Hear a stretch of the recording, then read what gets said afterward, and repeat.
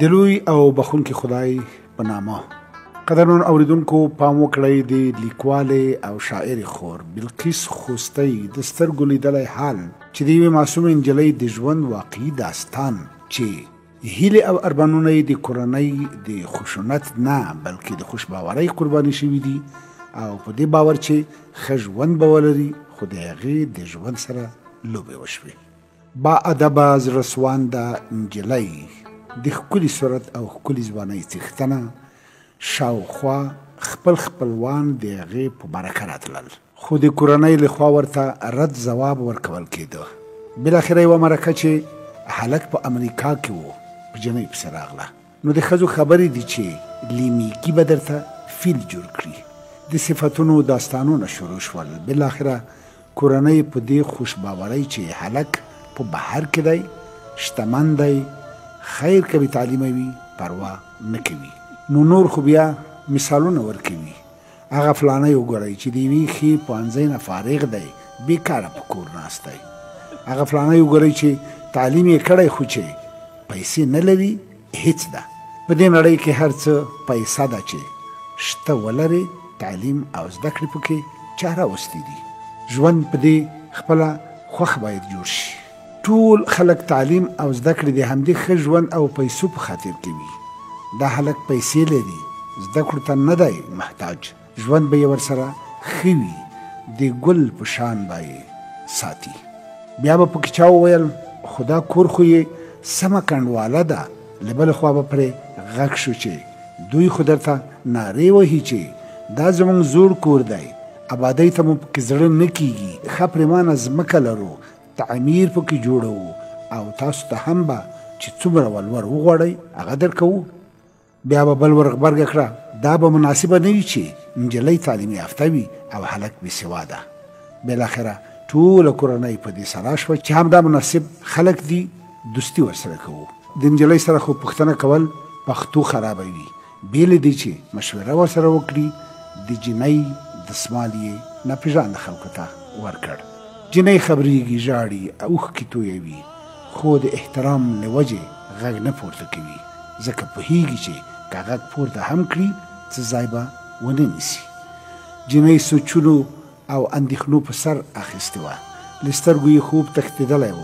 د خپلې ټولنې د رسمونو رواجونو په زنځیر کې تړل کېږي، د خپلو مشرانو پرېکړې ته تسلیمیږي او هر څه لکه د یوه دروند غر سر د پاسه قبلوي. کلونه تېرېږي، معصومې نجلۍ د خپلې کوژدن د لیدو او راتلو لارې څاري، خو د راتګ درک یې نه معلومیږي. کورنۍ هڅه کوي چې زنګ ورته ووهي، خو موبایل ته ځواب نه ورکوي. دوی ټول اندېښمن کېږي، خو د کورنۍ لخوا ډاډ ورکول کېږي چې هغه دومره په کاروبار مصروف دی چې هیڅ وخت نه لري چې موبایل کې خبرې وکړي. ولې تاسو په دې نه پوهېږئ چې که بهر کې لږه بې پروایي هم وکړي نو هر څه دې له منځه ځي. زموږ سره تماس نیسي، خو ډېرو خبرو ته وخت نه لري. په دې منځ کې کلونه په همدې ترتیب تېرېږي. 5-6 کاله تېر شول. جنۍ د خلکو او همزولو ډېرې خبرې په سر واخیستې. هره ورځ په سرو سترګو ژاړي، خو بېوسه ده. بې له اوښکو تویولو نور څه کولی شي؟ په خپلو سترګو د خپلو هیلو قتلول ویني. وروسته له دومره انتظاره بالاخره هلک وطن ته راځي. د هلک کورنۍ د هلک راتګ پټوي او د جنۍ له کوره د واده غوښتنه کوي. د جنۍ کورنۍ ورته د هلک راتګ د کور جوړېدل او که نه همدا کنډواله کې د یوې کوټې ورته وایي. خو دوی ورته وایي چې هلک کاروباري دی، ډېر رخصت نه لري، په 6 شپو کې واده تیار کړي. سم د لاسه راځي او څه وخت بعد جلۍ د ځان سره بیایي. بالاخره دا چې د نجلۍ کورنۍ د چا له خولې خبرېږي چې هلک خو دا څه وخت کېږي چې راغلی دی، تاسو ورته ولې ستړي مه شته نه ورځئ. د جنۍ کورنۍ د دې خبرو په اورېدو حیرانېږي چې ولې ورته دوی دا خبره نه ده کړې. دوی خو به په موږ زیری کړی و چې دا د هلک راغلی او غواړي معامله راټوله کړي. بالاخره یوه ورځ د جنۍ کورنۍ ناخبره د هلک ستړي مشي ته ورځي. هلته داسې څه ویني چې په لیدو یې د پښو لاندې ځمکه تښتي. یو ډېر بدقواره ګوډ تک تور لکه تنور ته چې غورځېدلی وي او بیا وروسته له ورتېدو یې راویستی وي. بالاخره داسې یو څوک ویني چې تصور یې هم نشو کولی او ورته وایي چې ولې مو له موږ نه د هغوی راتګ پټ کړی و. جانب مقابل ورته وایي چې دا خو ښه روغ هلک و، په بهر کې په ریشو عادت شوی او حالت یې دومره خراب شوی دی.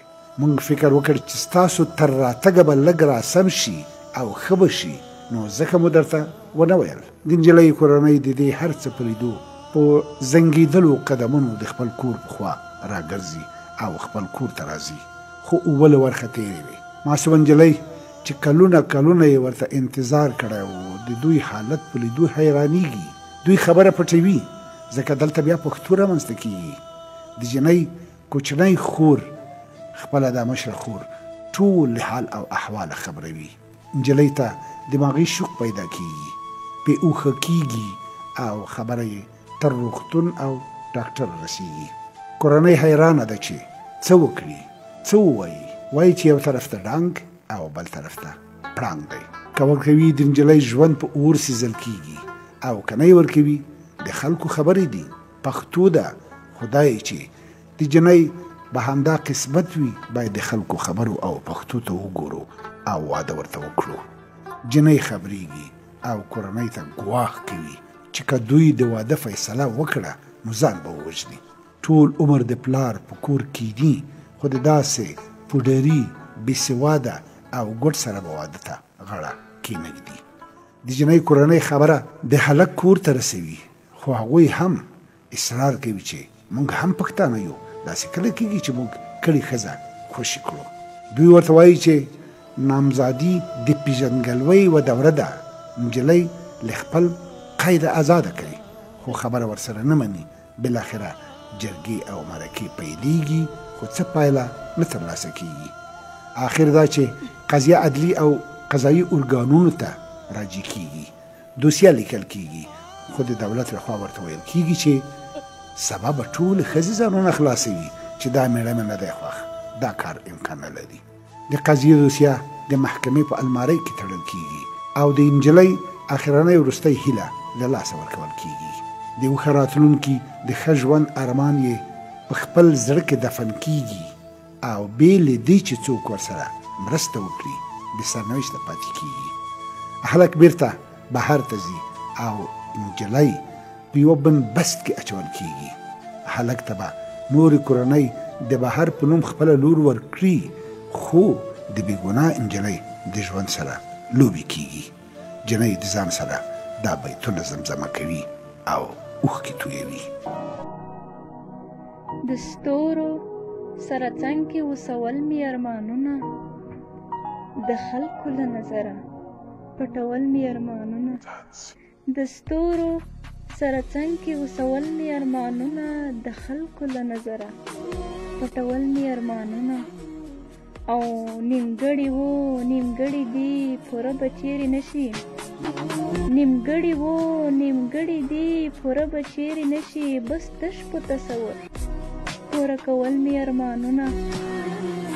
او د ژوند په هره پرېکړه کې اختیار چې د بل چا و، د ژوند په هره پرېکړه کې اختیار چې د بل چا و، په اوښکو ډکو سترګو ښکلول مې ارمانونه.